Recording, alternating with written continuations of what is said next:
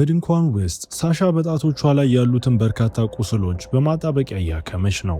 ከዚያ ወደ ውጪ ስትመለከት ድንኳኑ በኖርዌይ ውስጥ በሚገኝ አንድ ተራራ አፋፍ ላይ ተንጠልጥሎ እናያለን።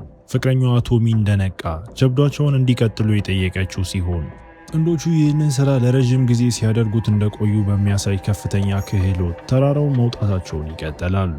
አልፎ አልፎ ለመሳሳም ካልሆነ በስተቀር የሚያርፉት ጥቂት ነገር ለመብላት ወይም በደስታ ለመጮህ ብቻ ነው። ከጥቂት ደቂቃዎች በኋላ ጫፉ ላይ ሊደርሱ ሲሉ ሳሻ ተንሸራታ ገመዶቹ እንዳትወድቅ ቢይዟትም ሳሻ ሁል ጊዜ በተመሳሳይ ቦታ ላይ ስለምትወድቅ በጣም ትበሳጫለች። ቶሚ ነገሩን ቀለል አድርጋ እንድታየው ቢነግራትም ሳሻ ግን ጥቂት ተጨማሪ ጊዜያትን ብትሞክርም ሆኖም ደጋግማ መራመድ አቃታት። ሰማዩ እየጨለመ መሆኑን የተመለከተው ቶሚ አቁማ በሚቀጥለው ቀን እንደገና እንድትሞክር አሳምኗት፣ በድንኳኑ ውስጥ ቶሚ ከዚህ በኋላ ብዙ ጉዞዎችን የማድረግ አቅም እንደሌለው ያምናል። እናም በሳሻ ጥንቃቄ ጎደለው ተግባር እየተጨነቀ እድል አንድ ቀን ማለቁ አይቀርም ብሎ ያስባልና ይህም እድለኛ ኮምፓስ እየነገረኝ ነው ሲል ሳሻ ግን ከእጁ ላይ መታው። እሱም አመመኝ ሲል እሷ ደግሞ እንደ ጨዋታ ጀርባውን በቦክስ ትመታዋለች። በመጨረሻ ማዕበሉ እስኪያልፍ ድረስ ጥለው ለመሄድና በኋላ ለመመለስ ይስማማሉ። ነፋሱ ብዙ ፍርስራሾችን እንዲረግፉ እያደረገ ስለሆነ ከግድግዳው ጋር ተቀራርበው ጭንቅላታቸውን ዝቅ ማድረግም አለባቸው። ቶሚ በግድግዳው ጠርዝ ላይ ማረፍ እንዳለባቸው ሲናገር፣ ስለዚህ ሳሻ መጀመሪያም ትወርዳለች። በድንገት ትላልቅ ድንጋዮች መውደቅ ጀምሮ ከዚያም አንዱ ቶሚ ሲመታው ይህም ወደ ታች ወርዶ ራሱን እንዲጋጭም ያደርገዋል። እሱ በገመዱ ጫፍ ላይ ራሱን ስቶ ሲንጠለጠል፣ ሳሻ ደግሞ አብራ እንዳትወርቅ ገመዱን አጥብቃ መያዝ ይኖርባታል። እሷ ብትጮህለትም እሱ ግን ሊነቃም አልቻለም። ክብደቱ እሷንም ጭምር እንዲያንሸራትታትም አድርጓት። በህይወት ለመቆየት ሳሻ ቶሚን ከመልቀቅ ውጪ ሌላ ምርጫም የላትም። የገደሉ ጠርዝን አጥብቃ ይዛ ፍቅረኛዋም ወድቆ ሲሞት እያየችም እያለቀሰች እናያታለን። ከ5 ወራት በኋላ በአውስትራሊያ ሳሻ በበረሃ ውስጥ መኪና እየነዳች ሳለች ጂፒኤስ ምልክት ማጣቱን ተረድታ፣ ስለዚህ ትክክለኛውን መንገድ ለማግኘት የቶሚን ኮምፓስ ትጠቀማለች። ምሽት ሲሆን በአንድ ገደል አጠገብ ሰፍራ በብቸኝነት ስትጓዝ ቶሚ ያስተማራትን ሁሉም እያስተዋለች፣ በሚቀጥለው ቀን ሳሻ ዋንደሪንግ የተባለው ብሔራዊ ፓርክ ደርሳ አንዳንድ ተራራማ ቦታዎችን ለማየት የመቀበያ ቢሮ ጋር ቆማ፣ በዚያም የፓርኩ ጠባቂ በአካባቢው ሰዎች እየጠፉ ስለሆነ ብቻዋን እንዳትሄድም ይመክራታል። እሷ ግን ለማንኛውም መሄድ ስለምትፈልግ አስፈላጊ የሆኑ ሰነዶችን ፈርማ ከዚያም ለጉዞ የሚሆኑ ቁሳቁሶችን ለመግዛት ወደ ግሮሰሪ እየሄደች ሲሆን ሆኖም ሁለት ታዳኞች እየረበሿት ችላ ልትላቸው ብትሞክርም ወንዶቹ ግን ግትር በመሆን መክፈያ ጠረጴዛው ላይ ሲያጣብቋት፣ ይህንን የተመለከተው ቤን ሊከላከልላት ሲመጣ ሁለቱ አዳኞችም ይሄዳሉ።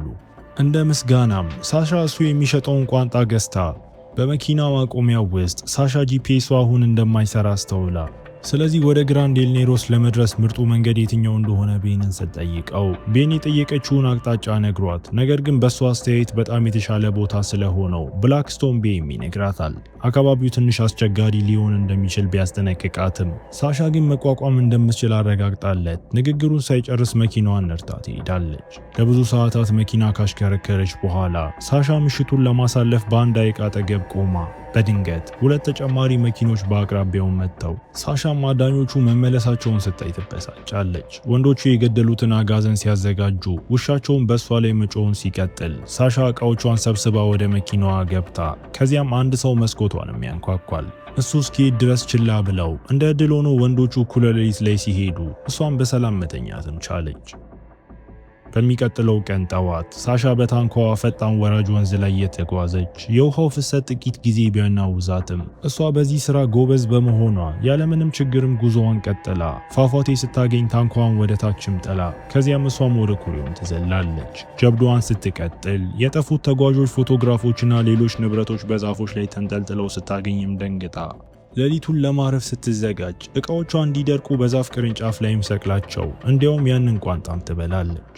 በማግስቱ ጠዋት ሳሻ እቃዎቿ እንደጠፉ ማውቃ ወደ ድንኳኗ ስትመለስ እባብ አግኝታ የደነገጠች ሲሆን ከዚህ በኋላ በታንኳ መጓዟንም ቀጥላ በአንድ መንገድ አጠገብ የተተወ ጀልባ ስታገኝም ለመመርመር ወስና በዛፎቹ መካከል ትንሽ ካምፕ አለ፣ በዚያም ቤን እሷን በማየቱ በጣም ተደስቶ ይገኛል። ሳሻ ምግብና ስልኳን ጨምሮ እቃዎቿን ሁሉ እንደጠፉባት ስታስረዳው ቤን ለዚህ ምክንያቱ ወምባት የተባሉ እንስሳት እንደሆኑ ተናግሮ ምግቡንም እያካፈላት አሳ እየበሉ ሳለ ሳሻም ቤን ለቋንጣ ስጋው ለምን ጄኖስ የሚል ስም እንደሰጠው ስትጠይቀው ቤን የእናቱ ስም እንደሆነ ይነግራታል። እናም ወዲያውኑ ርዕሱን ለውጦት ከዛፎች ላይ ውሃ እንደሚሰበስብም ማሳይቷት ለሷም እያካፈላት ሳሻ ጥያቄዎቿን ስትቀጥል ስለዚህ ቤን በመጀመሪያ ከብሪታንያ እንደመጣና ቢያንስ በሳምንት 2 ጊዜ ወደዚህ እንደሚመጣ ይነግራታል። እናቱ በልጅነቱ ወደዚህም አመጣችው። እሱም ቦታውን በጣም ወደደው። ሳሻ ተራራውን መውጣትን ስለተውቅ አሁን ወንዝ ላይ ይጓዛለው ስትለው እሱ ምክንያቱ ከፍቅረኛዋ ጋር መለያየት ሳይሆን አይቀርም ብሎ ሲገምት እሷ ግን አይደለም ብላ ብታስተባብልም ማብራሪያ ግን አትሰጠውም።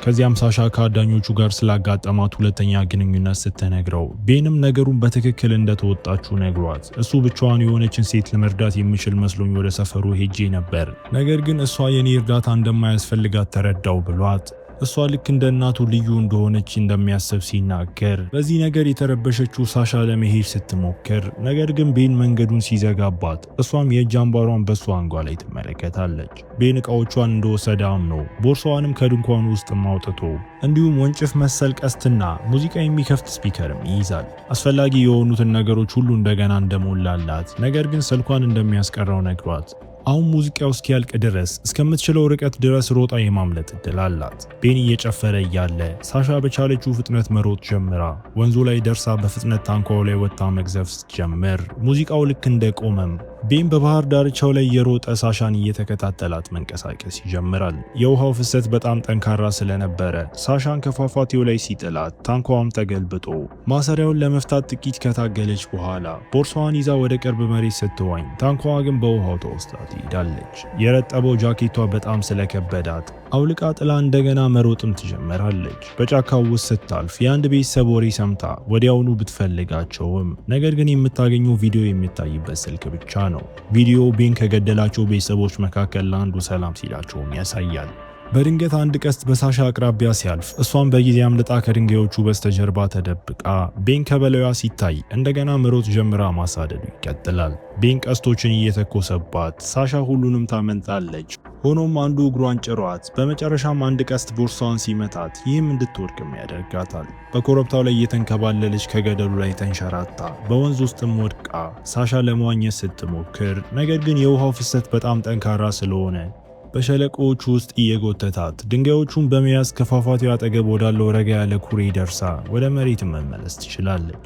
ከዚያም የቤተሰቡን ስልክ ብትመለከትም ነገር ግን መውደቋ ሰብሯታል። በቦርሳው ውስጥ ምግብና ውሃ አግኝታ ሁሉንም ተጠቅማ እንዲሁም ፔፐር ስፕሬይ አግኝታ ቅርብ በሆነ ኪሷ ውስጥ ማስቀምጣ ከዚያ በኋላ ሳሻ በሸለቆዎቹ ውስጥ ስትሮጥ ነገር ግን አንዲትም ክፍት መንገድ ልታገኝ አትችልም። ስለዚህ ተራራ የመውጣት ክህሎቷን በመጠቀም ወደ ላይ ትወጣለች። ከአንዳንድ አደገኛ እንቅስቃሴዎች በኋላ ጫፍ ላይ ደርሳ ሙሉ አካባቢውንም እያደነቀች የቅርብ መመልከቻዋን በመጠቀም የቤን ጀልባ አሁንም ከመንገዱ አጠገብ መሆኑን አስተውላ በዚያ ቅጽበት የቤንን የአደን ጩኸት ሰምታ ወደ ኮረብታው ሲመጣም አየችው። እሱ በእሷ ላይ ለመሳቅ ሲል መንቀሳቀሱን አቁሞ ሳሻ ወዲያውኑ ወደ ሸለቆ ወርዳ ከድንጋይ ስር ተደብቃ ቤን ወደ ውስጥ ሲመለከት ለጥቂት ሰከንዶችም ዝም ብላ ትቆያለች። እሱ ስላላያት ሲሄድ ሳሻም ወጥታ እንደገና መሮጥ ችላ ደህንነቱ የተጠበቀ ቦታ ስታገኝ መመልከቻዋን አውጥታ ቤን ከጀልባው አጠገብ መሆኑን አይታ ሙዚቃ እየሰማ ያለምንም ልብስ ወደ ውሃ ውስጥ መዝለሉን ይቀጥላል። ሳሻም ወደ ወንዙ ለመግባት ወስና ጀልባው ጋር እስክትደርስ ድረስ በጥንቃቄ በውሃ ውስጥም ትዋኛለች። ከበስተጀርባዋ ተደብቃ ጀልባውን ለመፍታት ብትሞክርም አልተሳካላትም። ከዚያም የገመዱን ሌላኛውን ጫፍ ለማግኘት ስትሞክር ሳይታሰባት በድብ ወጥመድ ላይ ስትረግጥ ይህም እንድትወድቅም አደረጋት። ቤን ጩኸቷን ሰምቶ ሳሻን ወደ መሬት መጎተት ከመጀመሩ በፊት በፍጥነት ልብሱን ለብሶ ሲቀራረቡ ሳሻ ስፕሬውን ፊቱ ላይ ስትረጭበት ቤንም ለመታጠብ ወደ ውሃ ውስጥም ገባ። ሳሻ ሰንሰለቱን ከድንጋዩ ጋር ለመሳብ ብትሞክርም ተጣብቆ ነበር። ቀስቱን ለመውሰድ ስትቃረብ ቤን እንደገና ሰንሰለቱን ጎትቶ ሳሻ ቃሪያውን ልትረጭ ስትዘጋጅ ቤን ቀስቱን ይዞ እንድትጥለውም ያስገድዳታል። ሳሻን ከወጥመዱ ካወጣት በኋላ ቤን ይህንን አደን ስርዓት ወይም ሪቹዋል ብሎ በመጥራት በእጆቿ ከዛፍ ላይ ይሰቅላታል። ከዚያ ሊመገባት አንዳንድ ፍራፍሬዎችንና እጽዋትን ሰብስቦ ሳሻ ግን ባትፈልግም ነገር ግን እየበላች በሷ ሁኔታ የተናደደው ቤን ሰንሰለቱን በመሳብ እያሰቃያት፣ ከዚያም ምሽት ዝናብ መዝነብ ሲጀምር ቤን በድንኳኑ ውስጥ ሲቆይ፣ ሳሻ ግን ከዛፉ ስርም ትቷታል። ቤን ስርዓቶች በጣም አስፈላጊ መሆናቸውን ምክንያቱም ሰዎች ማን እንደሆኑ ስለሚያስታውሷቸው እንደሆነ ያብራራል። እንዲሁም ህመምን መታገስ የማደግ አካል እንደሆነ ያስባልና ጥርሳቸው ወደ ሹልነትን የሚቀይሩ አንዳንድ ጎሳዎችንም ይጠቅሳል። በማግስቱ ጠዋት ቤን ሳሻን በካቴና አስሮ ከጀልባው ጋር ያያዛ ሲሆን ነገር ግን ወዴት እንደሚሄዱም አይነግራትም። ስሟን ከፓርኩ ጠባቂ ቢሮ እንዳገኘና ምርምር እንዳደረገ ይነገራት ሲሆን ስለዚህ ቶሚ መሞቱንም ያውቃል ማለት ነው። እንደ ቶሚ ያለ ልምድ ያለው ተራራ ወጪ መውደቁ እንግዳ ነገር እንደሆነ በማሰብ ሳሻ ለሞቱ ምክንያት እንደሆነች ጠቁሞ፣ በዚያ ጊዜ ሳሻ ከገመዶቹ ስር የተደበቀ የብረት ዘንጋይታ ለመውሰድ ብትሞክርም ቤን ግን ወዲያውኑ ከጀልባው ላይም ገፋት። ሳሻ ዋኝታ ለመጥፋት ስትሞክር ሆኖም ቤል መቅዘፉን ቀጥሎ ሰንሰለቱን በወንዙ ውስጥም ይጎትታታል። ኃይለኛ ሞገዶች ወደ ውሃው ውስጥ ቢገፏትም ዳር እስኪደርሱ ድረስ በህይወት ለመቆየት ታግላ በአንድ ገመድ ጫፍ ላይ ቤን የተራራ መውጫ መሳሪያዎችን አውጥቶ ሳሻንም ማሰሪያ እንድታደርግ አድርጓት በጥንቃቄ ወደ አንድ ዋሻም ይወርዳሉ። ከዚያ ወደ ዋሻው ጥልቀት ገብተው በዚያ ሳሻ ሁለት የተንጠለጠሉ አስክሬኖችን ስታይ ትደነግጣለች። ቤን አንዳንድ ጎሳዎች የታደነውን እንስሳ መንፈስ ለመያዝ ጉበቱን መብላት አለባቸው ብለው እንደሚያምኑ ይናገራል። እንዲሁም በቪዲዮ ላይ የታዩት ቤተሰቦች ምንም አይነት ተቃውሞ እንዳላደረጉ ነግሯት የሞቱትን ልጆችን መሬት ላይ ያሳያታል። ምንም ነገር እንደማይባክን ሲናገር ሳሻ እንዲደርቁ የተቀመጡትን የስጋ ቁርጥራጮች አይታ እሱ የሰው ስጋ ቋንጣ እያደረገ እንደነበረ ትረዳለች። ሳሻ ደንግጣ ለመሮጥ ስትሞክር ቤን ግን ሰንሰለቱን ስቦ አምጥቷል። ጫማዋንም አውልቆ እንድታርፍም ነግሯት ከዚያም እኔ ችግር አለብኝ ብሎ ሲጠይቃት ሳሻ ሰዎች ጎርተውት እንደሆነ በማሰብ የሐዘኔታ ስሜት ታሳያለች። በድንገት ቤን ሰው ሰራሽ ጥርሱን አውጥቶ ትክክለኛ ጥርሶቹ ሹል መሆናቸውን አሳይቷት ሳሻ እንድትነካቸው ጣቶቿን አፉ ውስጥም እያስገባ እንዲያቆም ስትጠይቀው እሱ ሮጦ ሄዶ ምን እንደምታደርግ ሳታውቅ ሳሻ ዙሪያዋን ስትመለከት የቤን የልጅነት ፎቶ ከእናቱ ጋር ያለበትን ሻንጣ ታገኛለች። በዚያ ቅጽበት ቤን ተመልሶ ወደ ዋሻው ጥልቀት ጎትቷት በዚያም በእጆቿ እንድትሰቀል አድርጎ ከዚያም የቤት ውስጥ የጨው ውሃ ያለበት በርሜል ከፍቶ ይህም ስጋውን ለማለስለስ የተሻለ እንደሆነ ይናገራል። ስለ ፎቶ ስትጠይቀው ቤን በመጀመሪያ የበላው እናቱን እንደሆነና አሁን ሁል ጊዜ ከሱ ጋር እንደሆነች ነግሯት ሳሻንም አቅፈው አንቺንም ከኔ ጋር አቆይሻለሁ ይላታል። ከሰደበችው በኋላ ሳሻ ጆሮውን በጥርሷ ነክሳ በጥሳ እግሮቿንም በእሱ ላይም ታጠላልፋለች። ቤን እስኪላቀቅ ድረስ ሲታገል ይህም ሰንሰለቱ ከመሳሪያው እንዲላቀቅና ሳሻ እንድትወድቅም አደረጋት። ለማምለጥ ስትሞክር ቲሸርቷን ሲይዛት ቲሸርቷ ተቀዶ እሷን መሮጥ ጀምራ ቤን ቀጥሎ ሰንሰለቱን ለመያዝ እየሞከረ ሆኖም ሳሻ ከእጁ ላይ ነጥቃ ወንዝ ውስጥ ዘላ። የተናደደው ቤን ወዲያውኑ ዘሎ ሰንሰለቱንም ይዞ ከራሱ ማሰሪያ ጋር አያያዘው። በውሃው ፍሰት ሁለቱንም ወደ ፏፏቴውና ወደ ፈጣኑ ወንዝ ሲወስዳቸው በዚያም ሰንሰለቱ በአንድ ድንጋይ ላይም ሲያያዝ የሰውነታቸው ክብደት በቅርቡ ሲያላቅቀው ሞገዱም እንደገና ይጎትታቸው ጀምሮ ይህም ቤን ራሱን ተመቶ ራሱን እንዲስት ያደረገው። አሁን ሰንሰለቱ በውሃ ውስጥ ባለ ቅርንጫፍ ላይ ተያይዞ ሳሻም ከሱ ማሰሪያ ላይ ለመፍታት እየሞከረች እንዳለመታደል ሆኖ ግን አልተሳካላትም። ስለዚህ ሰንሰለቱን አንቀሳቅሳ ከቤን ጋር ወደ ውሃው ላይም ወጥታ ከዚያ በኋላ ድንጋይ ይዛ ሰንሰለቱን ለመስበር ብትሞክርም አሁንም አልተሳካላትም። በዚህ ጊዜ ቤን ሲነቃ ሳሻም እንዲሰምጥ ለማድረግ ወደ ውሃ ውስጥ ስትገፋው እሱ ከሷ የበለጠ ጠንካራ ስለሆነ ወደ ላይ መውጣት ሲችል፣ ስለዚህ ሳሻ በምትኩ በሰንሰለቱ ማንቃው ቤን መሬት ላይ ጥላት በሰንሰለቱ አቅራቢያም ያቆያታል። ከዚያም እሱ በበኩሉ ሊያንቃት በእሷ ላይ ሲቀመጥ ሳሻ ለጥቂት ደቂቃዎች ብቻ መታገል ችላ ሰውነቷ ሲዝልና ፊቷ በስቃይ ሲሞላ ቤን እናቱን እንዲያስታውስ አድርጎት ይህም እንዲለቃትም አደረገው። ወዲያውኑ ሳሻ በቦክስ መታው። ድንጋዩንም ወስዳ ደጋግማ እግሩንም የመታችው ሲሆን ቤን ደግሞ በምላሹ ፊቷን እየመታት አፍንጫዋንም ይሰብርላታል። ቤን ሱሪውን በቢላዋ ሲቀድ እግሩ እንደተሰበረ ተረድቶ ለሚቀጥሉት ጥቂት ሰዓታት በህመም እየተሰቃዩ በአሸዋው ላይ ከማረፍ ውጪ ምንም ማድረግም አልቻሉ። በመጨረሻ ምሽት ሲሆን ሳሻ በጨለማ ውስጥ ድብርት እንደሚይዛት ትናገራለች። ቶሚ ላይ ምን እንደተከሰተ ለቤን እየነገረችው እጁን ስትለቅ በህይወት ይኑር አይኑር ስለማታውቅ ምን ያህል የጥፋተኝነት ስሜት እንደሚሰማት እያለቀሰች ትገልጻለች። ከመግፋት ይልቅም ማዳመጥ እንደነበረባትም ታምናለች።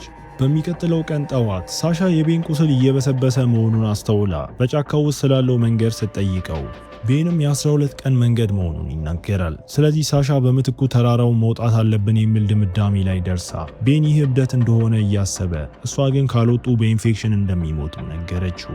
ሌላ አማራጭ ስለሌለ ቤን እሷ መውጣቱን እንድትመራው ማሰሪያውን ሰጥቷት ጫፍ ላይ ሲደርሱ እንደሚለቃት ቃል ገብቶ ነገር ግን ሲወጡ ልትገፋው ብትሞክር አብሯት እንደሚወድቅም ያስጠነቅቃታል። በመጨረሻም ካቴናዋን ሲፈታላት ሳሻ ገመዶች አዘጋጅታ ለተሰበረው እግሩ ደጋፊም ሰርታ መውጣት ጀመረው። ሳሻ በባዶ እግሯን ቢሆን ታላቅ ክህሎት እንዳላትን በድጋሚ ታሳያለች። ቤን ከእይታዋ ሲሰወር ማሰሪያውን ለመውለቅ ስትሞክር ቤን ግን የእጅ እንቅስቃሴዋን አይቶ እንድትወድቅ ገመዱንም ይጎትታል። ሳሻ ማሰሪያውን እያስተካከልኩ ነበር በማለት ለቅጣት የተሰበረ እግሩንም መታው። መውጣቱን ሲቀጥል ቤን የቶሚ አወዳደቅ ምን ይመስል እንደነበረ ሲጠይቃት ሳሻ ግን መልስ ለመስጠት ፈቃደኛ አይደለችም። በመጨረሻም ወደ ገደሉ ጠርዝ ደርሳ ገመዶቹንም ከአንዲት ትንሽ ዛፍ ጋር አስራ ከዚያም ማሰሪያውን ማውለቅ ጀምራ ቤን ደግሞ እንድትወድቅ ገመዱን እንደገና እየጎተተ እሷ ግን በዚህ ጊዜ ዛፉን መያዝም ትችላለች። የቤን መጎተት ማሰሪያውን እንዲወልቅ ሲያደርገው አሁን ሳሻ ወደ ጠርዙ ተመልሳ መውጣትና ገመዶቹን መፍታት ስትችል ይህም ቤን ወድቆ እስከ መጨረሻው እንዲሞትም አደረገው። ምንም አይነት መሳሪያ ባይኖራትም ሳሻ መውጣቷን ቀጥላ አደገኛ እንቅስቃሴዎችን እያደረገች ጥቂት ጊዜ ብትንሸራተትም ሆኖም ግን ተስፋ ሳትቆርጥ በመጨረሻ ጫፉ ላይ እስክትደርስ ድረስ እያንዳንዱ ስህተትም ታገግማለች። ለማረፍ ተኝታ በእፎይታም እየሳቀች ነገር ግን ወዲያውኑ ወደ ለቅሶም ይለወጣል። ከዚያ ለሰዓታት ተጉዛ ምሽት ላይ መንገድ ላይ ደርሳ በዚያም አንዲት መኪና አይታም አቁመውላት አሽከርካሪዎቹ ወደ መኪናዋ ሊመልሷትም ይስማማሉ። ጠዋት ላይ ሳሻ ወደ መቀበያ ቢሮ ተመልሳ የጠፉት ሰዎች የት እንደሚገኙ ለጠባቂውም ነግራው ከተወሰነ ጊዜ በኋላ ባለስልጣናቱ አስክሬኖቹን አውጥተው ድርጊቱን በዜና ላይ ይቀርባል። ሳሻ እንድትሄድ ሲፈቀድላት ወደ ባህር ዳርቻ ሄዳ የቶሚን ኮምፓስ ስማ ወደ ባህር ውስጥ ጥላው በመጨረሻም ከጥፋተኝነት ስሜቷ ስትላቀቅ እያሳየን ፊልሙ እዚህ ጋር ይጠናቀቃል። ይህን ፊልም ከ10 ስንት ትሰጡታላችሁ? ሀሳብና አስተያየታችሁን ኮሜንት ላይ ታውቁ። በቀጣይ ቪዲዮ እስክንገናኝ መልካም ጊዜ